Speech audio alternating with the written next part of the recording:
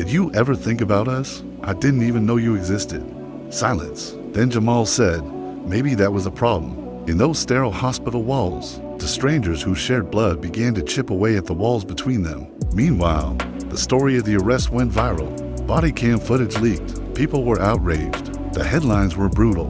Black teen wrongfully arrested by his own father. Blue bloodline. Officer's shocking family discovery. Daniel was suspended, pending investigation. But that wasn't what broke him. It was when Jamal looked at him and said, "I need you to fight for more than just me." That's when everything changed. Daniel knew what he had to do. It wasn't just about patching up the cracks in his family. It was about taking a stand for Jamal, for the boys like Jamal, for the fathers like him who got lost in the blue. He called a press conference. He stood before a sea of reporters, trembling. "I failed," he said, "not just as a cop, but as a father, as a man. I perpetuated a system that criminalizes identity, that judges skin color before character. But I'm done being silent. My name is Daniel Hart, and I arrested my own son because of bias. I won't let that happen again."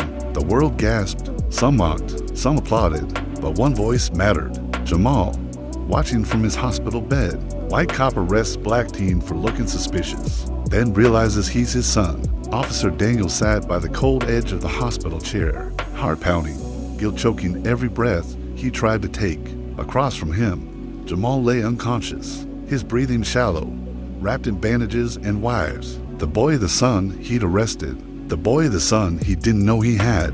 Before we dive deeper into this unfolding storm of truth, pain, and redemption, pause for a moment. If you're just joining us, drop the location you're watching from in the comments section. We'd love to see how far this story is reaching, and if this story has touched you even a little, we want to hear your thoughts. Daniel hadn't slept, not since the arrest, not since he'd held Jamal's trembling arms behind his back and ignored the terrified look in his son's eyes. He kept replaying it, the way Jamal had tried to explain, the way he'd screamed, "You don't know me." He didn't.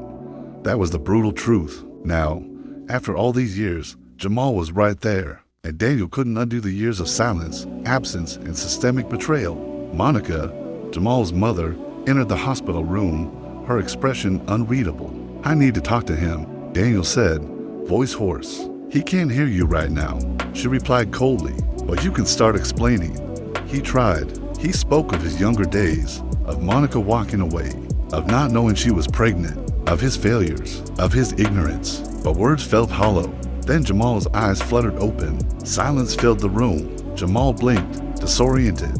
He looked from his mother to Daniel. Recognition came slowly.